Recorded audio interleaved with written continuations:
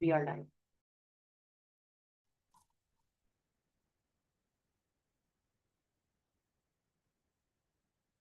It is with deep respect and shared commitment that we welcome you to the Global Women's Mental Health Awareness Session, jointly organized by Women Ascension and FIAMO.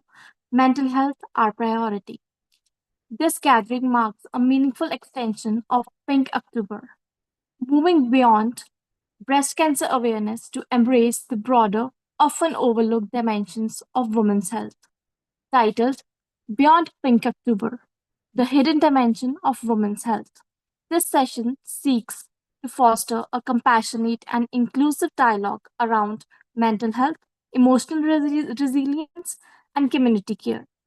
We recognize that true empowerment begins with holistic well being, care for the mind, body, and spirit. In a world where nearly 1 in 5 women experience mental health challenges and where access to socio-psycho support remains limited for many, this conversation is both timely and necessary. Through the voices of mental health experts, advocates, and community leaders, we aim to promote awareness of emotional and psychological well being, encourage stress management, and supportive care systems, highlighting the role of positive masculinity and community healing, and also advocating for equitable access to care for all women. This initiative is guided in the values of empathy, equity, and collaboration, and also aligns with the UN Sustainable Development Goals, particularly SDG 3, 5, 10, 16, and 17. Together, let us listen, learn, and lead with compassion, ensuring that every woman's right to health, dignity, and hope is upheld. And it is my privilege to be the moderator for the impact driven discussion for women's mental health. I am Ms. Kanvi, a postgraduate in microbiology honors from Punjab Agriculture University, Ludhiana, Punjab, India. And I also serve as a member and country representative of India, along with assistant head for community outreach department under the aegis of 1 Million Leadership Fellowship Program 2030. For those who are new joiners, I would like to introduce our organization, Women Ascension, which is a movement rooted in purpose. It is a global initiative built on the belief that empowered women can transform communities, industries, and futures. With the presence in over 134 countries and a multidisciplinary structure spanning 10 departments from STEM and climate action to peace building and media, it offers a space where women from all walks of life can lead, learn, and lift others. At its heart, Women Ascension isn't just about leadership, it's about belonging. It's about creating pathways for women to step into their potential while staying grounded in empathy, collaboration, and service. Women Ascension's 1 Million Leadership Program is a visionary global initiative aimed to cultivate inclusive, ethical, and trauma informed leadership across sectors of healthcare, education, science, policy, and community development, with the vision to empower 1 million women, youth leaders, and change makers by the year 2030. With the tool to lead with empathy, resilience, and impact, and aligning with the United Nations Sustainable Development Goals. What's something that is unique about this fellowship is that the fellows rotate their department, gaining hands on experience in advocacy, digital literacy, policy, and storytelling, along with aligning with the United Nations Sustainable Development Goals, and with the privilege of having mentorship from the experts. This program does not promise instant success, instead, it offers something more meaningful, the tool to recognize opportunities, the courage to act, and the wisdom to serve. Women Ascension's Community Outreach Department is where leadership meets lived experience. It's a space for fellows to co-create initiatives that responds to real needs, whether that's addressing gender-based violence, promoting health equity, or amplifying local voices through storytelling. This department is led by passionate coordinators, and supported by Dr. Maheen, the founder and president of Women Ascension, Miss Tahmina, the executive assistant of the Women Ascension, Miss Zoa, the head of the Department of Community Outreach, and Miss Kanvi, the assistant hand for this fellowship program. This program is grounded in trust, dialogue, and cultural sensitivity. It's not about imposing solutions, it's about listening deeply, building uh, together, and honoring the wisdom within communities. Together, these programs reflect a simple but powerful truth. That is, leadership is not a title, it's a responsibility. Women Ascension invites each fellow to lead with humility and to learn with openness and to serve with service. So, beginning this session, I would invite Ms. Suwa for introducing our first keynote speaker.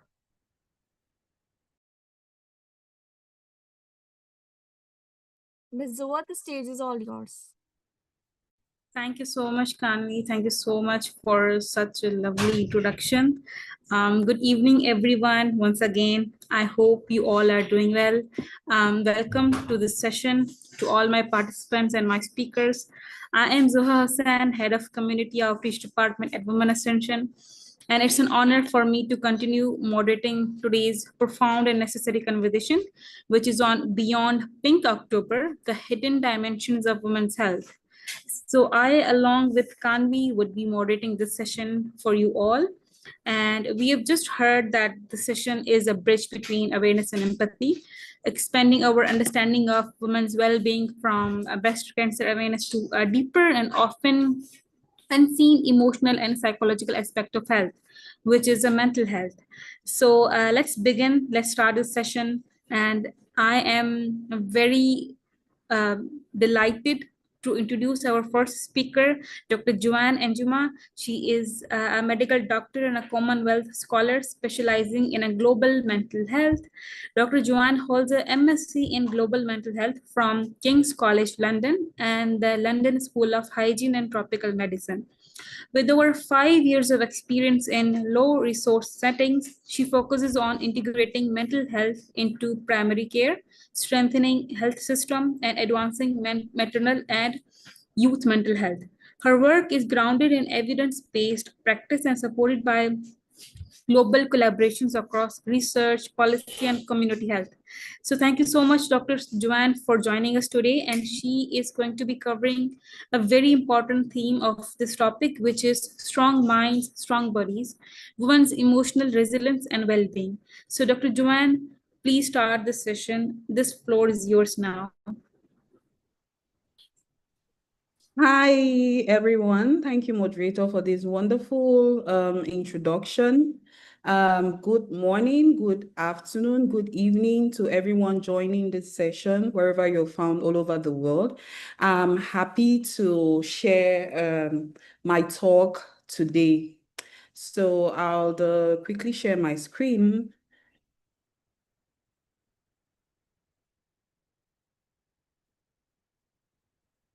Okay. I hope everyone can see and hear me clearly. So, Yes, everything's perfect. okay, thank you. So today I'll be talking about my topic will be Beyond the Pink Ribbon, Women's Emotional Resilience and Well-being.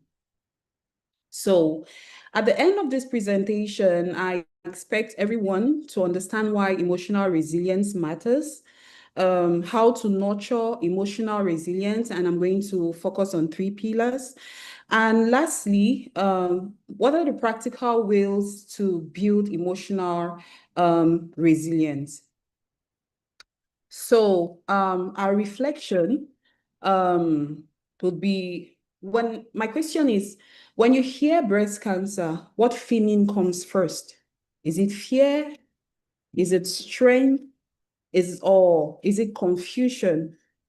I would like each and every one of us to take a deep breath and just have a think about how we feel when we hear about diagnoses that come to us, be it physical health challenges. I'm not going to focus on breast cancer.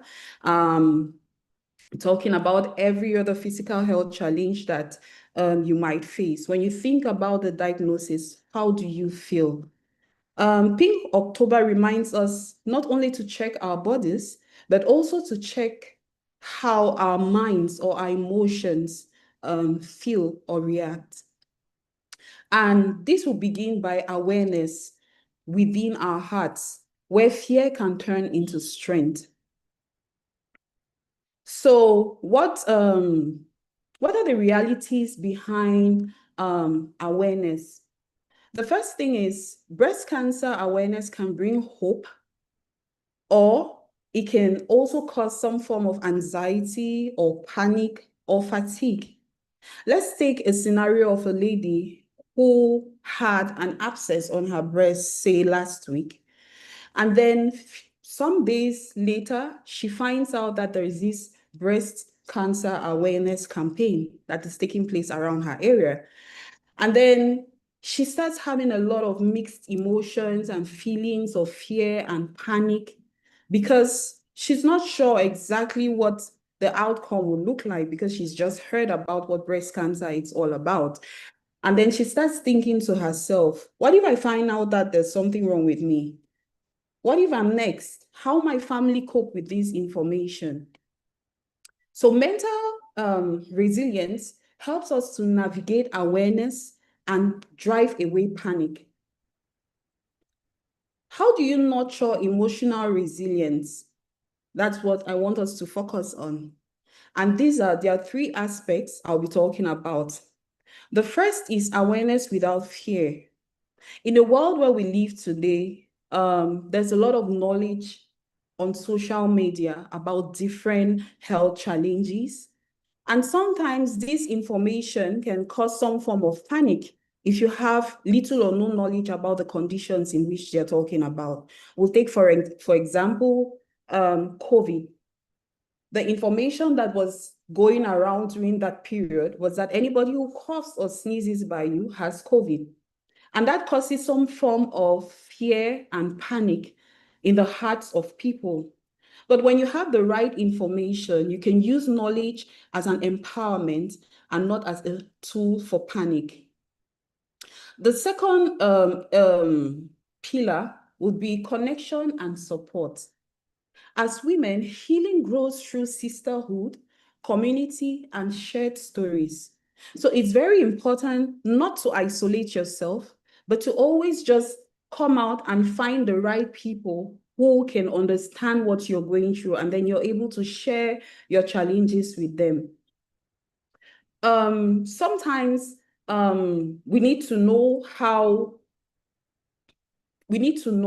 that healing is not an individual base. You need a community. You need people who identify with you, that identify with the struggles that you share, that will support you through the journey. And the third aspect is self-care. These days, when we talk about self-care, we'll talk about rest, we'll talk about empowering your mind. You think of every other thing that every other person would share. But you as an individual, what do you consider to be self-care? It's something that will help nurture your emotional resilience. So the first aspect is awareness without fear. The second is connection and support with community. And the third aspect is self-care that has meaning to you as an individual.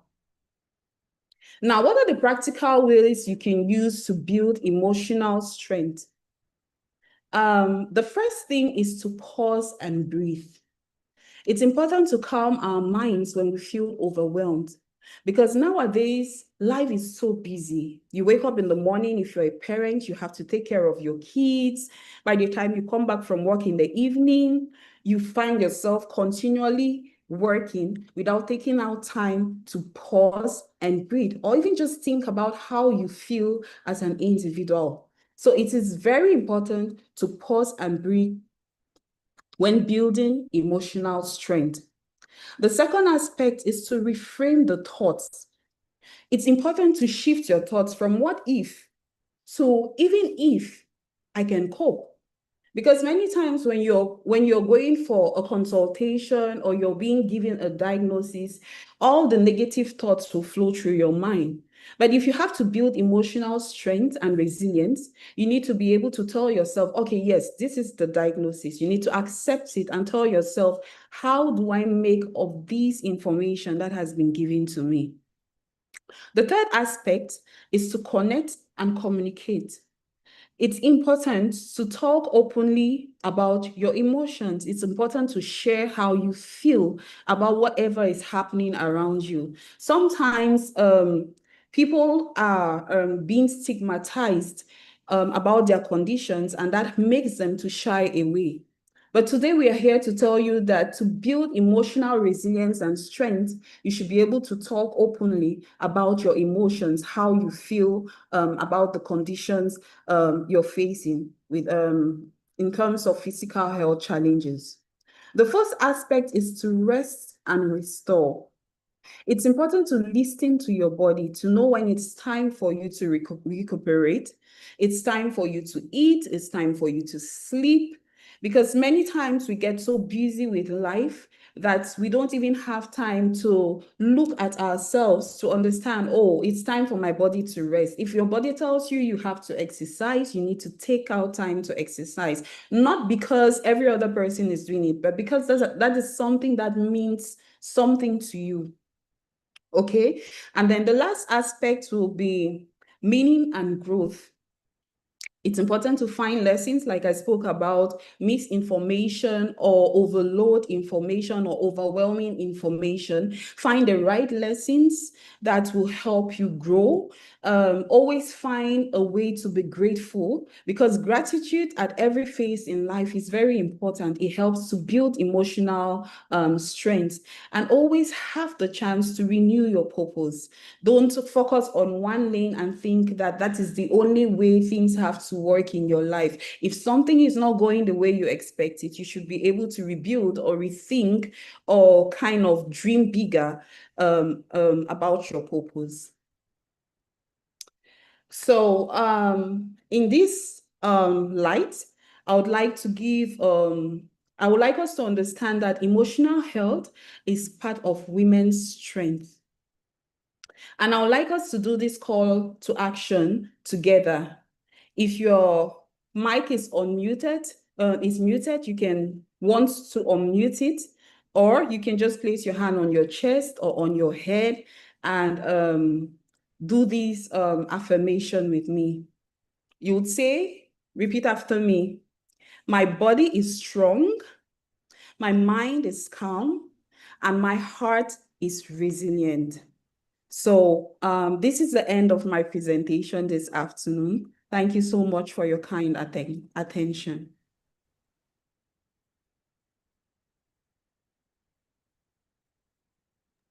Thank you so much. Thank you so much, Dr. Joanne, for that enlightening presentation on emotional resilience. You have perfectly highlighted how mental health strengthen and empower physical well-being, and how we can cultivate that strength through awareness and community support. And it would be true to say that resilience isn't just about enduring challenges, but also about transforming them into opportunities for growth. It is through conversations like these for that we learn to nurture both our minds and bodies, and most importantly, to support one another in that journey, basically. So thank you so much for your time, and thank you so much for sharing your knowledge with us. We are very delighted. Thank you so much. Thank you. Continuing our discussion on emotional well-being and community care, I would like to invite Ms. Nicoline Musi. She is a psychotherapist, clinical counselor, and executive director of Mike Yanu Foundation. Ms. Musi is, I would say, as I said, psychotherapist, clinical counselor, and communication for development consultant with a strong focus on gender responsive programming and community mental health. And as a director of Mike Yanu Foundation, she leads initiatives in substance misuse or gender-based violence prevention using a he for she approach that engages men as allies. And her work promotes emotional intelligence, positive masculinity, and collaborative community systems to advance women's holistic well-being. Based on Bu Cameroon, she also consulted with Zoe Communication for strategic development outreach.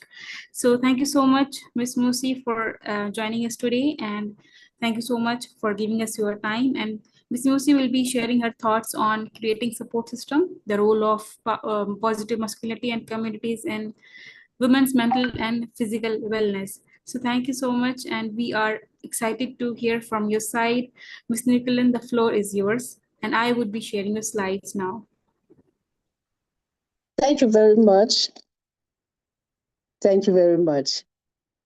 Okay, I hope everybody is hearing me. Yes, ma'am, you're audible. Okay, thank you so much. While you're sharing the slides, thank you so much. So you have already introduced me, so I'll just go straight to just welcome everyone to this important conversation that will be exploring how communities, especially men, can become active participants in women's well-being, women's healing journeys. This is not just a talk about gender roles, it is about reshaping how we care, how we listen, and how we build resilience together. Okay, so you go to the next slide? Okay. We're talking, okay. So I just want to share, want to share a moment with you that really stayed with me. In my 16, I met women who had lost their homes, their partners, and peace. And one woman's words pierced through the silence. I'm afraid of losing hope. And when she said that, a young man said something unexpected. He said, I never knew listening could be a form of healing. This is actually where transformation begins, in shared vulnerabilities and unexpected empathy. To meet a young person who, for the first time as a young man, understood that silence could actually be negatively weaponized when it comes to the well-being of women. So that moment stayed a lot with me, and it helped in my work in dealing with positive masculinity. Okay, please, the next slide. So what I will say is healing is not just clinical. It is emotional, social, and spiritual. It requires communities that care and men who understand that strength can mean gentleness. And I'd like us to reflect on this. What does it mean to be strong in a healing context? It means showing up, it means listening, and it means creating safety. Okay. Thank you. Please, the next slide. So how are we framing the team in Cameroon? Especially, I'm participating from Boya, which is part of Anglophone Cameroon, where we have an ongoing crisis that is going on. It is a conflict-affected region, and so when I'm speaking, probably you're going to hear me talk about women in the context of a crisis. So this perspective is important for you to follow up what we are saying. So in this conflict-affected regions, women are rebuilding from trauma. Most of them have undergone, either they have lost a partner, they have lost their source of livelihood, or they are moving in from where they were staying to new towns completely. Like Boya is host to a lot of IDP, that's internally displaced persons, and so they need support and they need understanding. And this is where positive masculinity comes in, where we are now thinking in terms of empathy, respect, shared responsibility, and a community support that are not just luxuries, but they are basic necessity.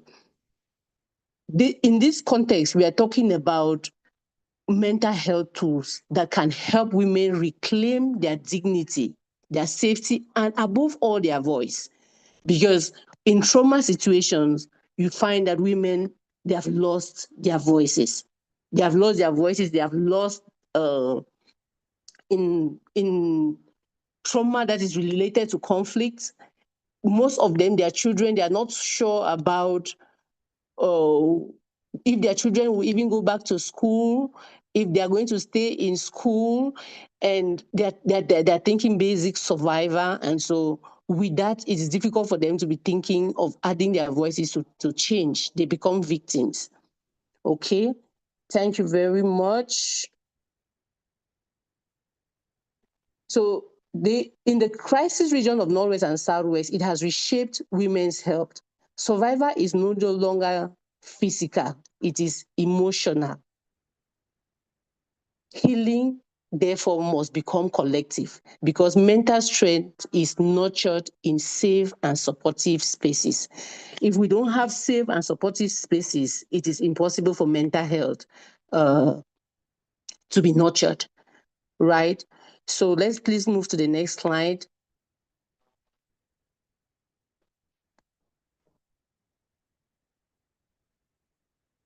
So we have over 2 million people who have been affected by this crisis, and women face trauma that often goes untreated. This trauma includes depression, anxiety, insomnia, and lots more. The slide is not on, but I think that will just move ahead. And in this case, most often in Cameroon in particular, you don't have access to mental health care. As even normal healthcare is not even very accessible. So mental health care is even more difficult to access.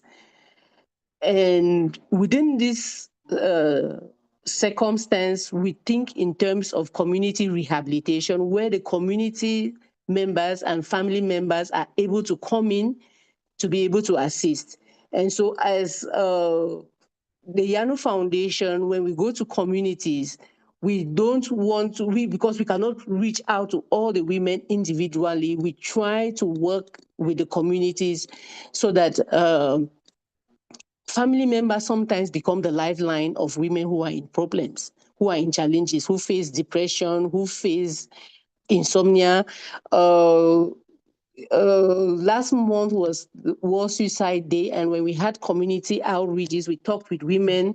Most of them were suicidal, and they needed people who are around them to be able to help them. And so we needed to empower such people to be able to come to their assistance, because they will not always be able to reach the professional when they face challenges. Okay, so the next slide, the invisible burden. Women carry invisible loads, caring, giving care to everybody, domestic labor, economic survivor, and often while doing this, they are grieving and they are traumatized. We must name this burden, and then we must respond with compassion, not more expectation. We must respond with compassion and not more expectation. And this is where positive masculinity comes in very significantly.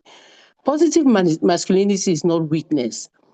Because when in the context of the work we do, when we reach out and we talk about positive masculinity, most men think that we want to emasculate them. We want to be able to downplay their role, but that's not it. It is strength expressed through empathy. At the Yano Foundation, our he for she approach invites men to be allies. Then we have worked in many communities, but one of the major communities in which we worked is the Moliwe community. Women shared some of the challenges that they had, which we think that are very, very crucial for us to share in this setting. And one of the challenges that they shared was that most often it is difficult for them to come in to help women because women talk at them and they don't talk with them. They don't share.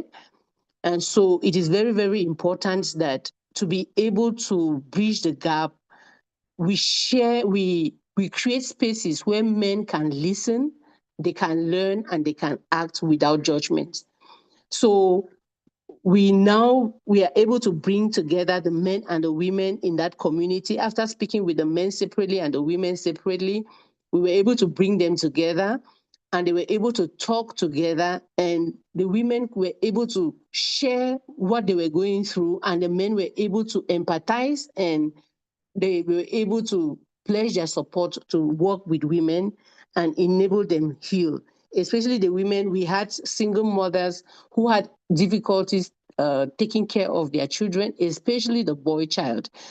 Most of the children in that community were involved in substance misuse. Some of them had dropped out of school, and as single mothers, they were not equipped to take care of those scenarios.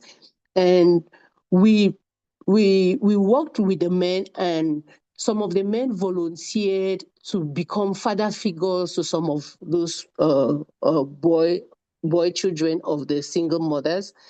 And that was there was a similar scenario when we worked in Munya community. We went there during the 16 days of activism, and we were talking about women. And the minute we informed them that we at the Yanu Foundation, we work on positive masculinity, the women were not interested to talk about any other thing than their sons. They were only complaining their sons, they have issues with their sons, and all of that. And so we realized that without having men active in the lives of these women, it was very difficult for them to navigate the challenges that they had with their adolescent boys. And so we worked to be able to bring in collaboration. And then the men in the communities were like allies to support these women in the parenting challenges that they had. Okay. So where does healing actually take place? Healing happens in churches, in women's groups, in neighborhoods gathering. And these are some of the places where we meet them. These are psychosocial areas. These are areas where psychosocial support really can take place. When structured and intentional community support amplifies resilience, it is easier for women's well-being and their mental health to be taken care of. Okay, we'll go to the next slide. The 3 C's framework. Thank you very much. This is very simple. It's a very simple framework. We talk about conversations. Can we be able to provide safe spaces to speak about trauma in a community and within families and within, our neighborhoods? Connections, strengthen trusted groups, faith, peer, and cooperative groups. And these are the things that we do in the community. Collaboration, link advocates, traditional leaders, and men's group. This is how we build sustainable and healing ecosystems within the communities. Practical ways forward. Dr. Joanne had already indicated some of these issues, and so let's move from theory to practice and include men in well-being education. Because when most often in the communities, that's Yanu Foundation, actually, when we started working, we were working mostly only with single mothers and in the communities. But we realized that, and when we went to schools as well, we're separating the girls from the boys when we're doing menstrual hygiene talks and distributing menstrual hygiene kits to the girls. But then the boys were outside, nobody was attending to them. And we realized there was a gap, and that is why we decided to bring together and be able to talk to them, even educate the boys on issues of menstruation. And the boys were very interested in those topics, and they participated. And we think that for that, they will be able to help the women better because they now understood what menstruation was all about. And if they were to become parents themselves, they will know what to do as husbands and wives. They will, as husbands to their wives, they should be able to understand many of the things that women go through during their menstruation period. So those are the things that we thought practically that they should be included in education. We promote empathetic male role models. There are people in communities, for example, that we saw that they were playing those type of strategic roles, and we sought them out, and we showed them as example and made them as role models for others, because most men, they think that no, it is not right, but we sought out such, and we were able to portray them to the community. Okay. Yes. Thank you very much. I think that my time is up. We have self-care. Dr. Joan had already talked about that, so I'll just leave that so that the other speakers can have time to speak. Thank you very much. Yeah, the closing is very, very strategic. The positive masculinity brings light into spaces where fear and silence once dominated. It supports women and children's healing by creating safety, emotionally, socially, and spiritually. That's where I'll close for now. Thank you so much.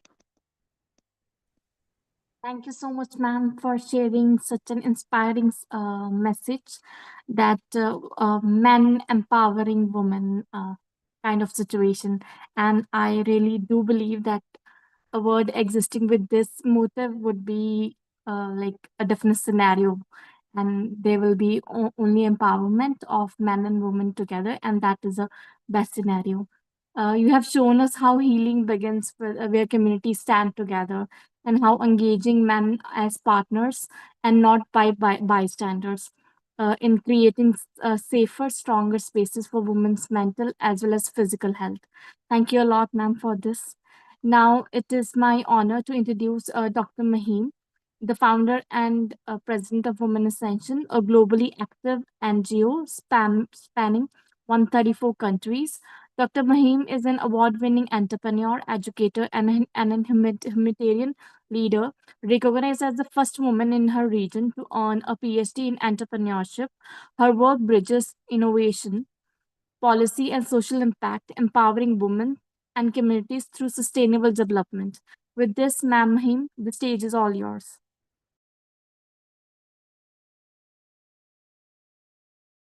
Thank you so much, Kanvi. All right, so I am still thinking how to shape up my words for Dr. Juan and Miss Mosi. Thank you so much for involving us to the practical step where we are mostly reluctant to think how to act when we are in such scenario, or our family members, loved ones around us are facing this. And one of the main reason we all feel like we are reluctant to have conversation is we have made this conversation very difficult with time. We have kept gender as two different horizons.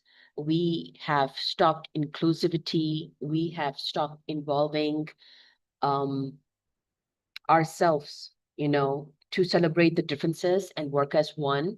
So our life path, our journey is easier for all of us. And Miss Mosi has beautifully said that positive masculinity is what is needed. We have to involve males in our problems, because we cannot just advocate for ourselves, because we are not the only one on planet living as one. We have male figures as partners, as loved ones, as family members, in our journey, together. And we cannot exclude that. We have to involve in conversation where we have stopped involving our male dominance in the society. So differences, I believe, will create more hinders in progress, and we won't be working together as one. And our social media, our conversation, with the passage of time, if I recall myself as a teenager. And then in early 20s and early 30s, the conversation is changing with time and it's becoming very difficult. But now I am seeing the scenario where people are trying to involve in matters where people are reluctant to talk with. And this is all because of a grassroots level leaders who are trying to bring in that hard conversation, their efforts. So thank you so much, Dr. Juan. Thank you so much, Ms. Mosi, for involving us with your practices by sharing your strategies. It would really help us all who have joined us in Zoom and those who will be listening to you again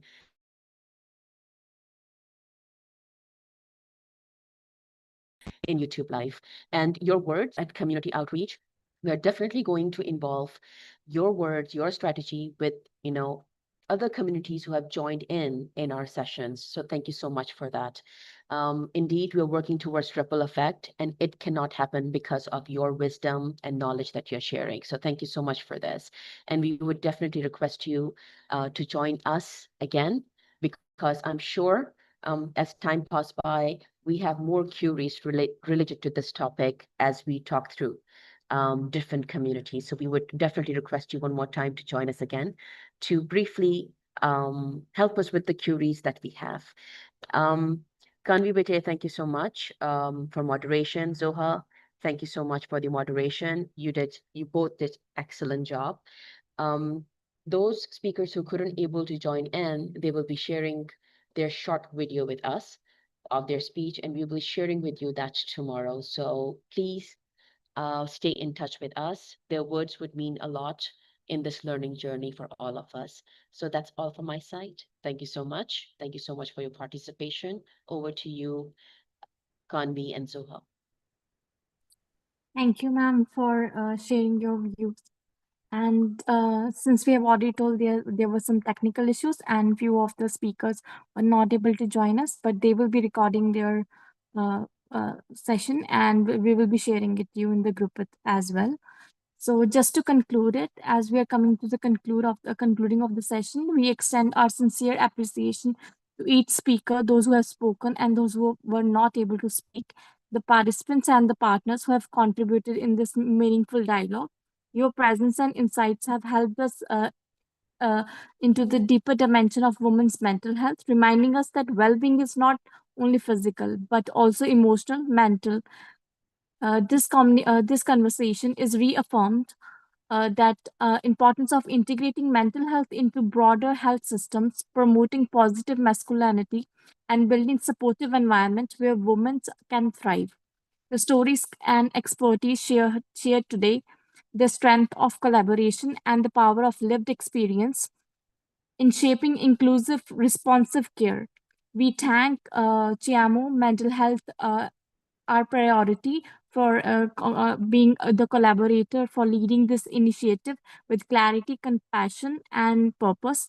Let this session be a starting point for continued action within our communities, institutes, and global networks. Together, let's carry forward the message that every woman deserves access to clarity, care, dignity, and hope. Thank you, everyone, for being the part of this beautiful journey.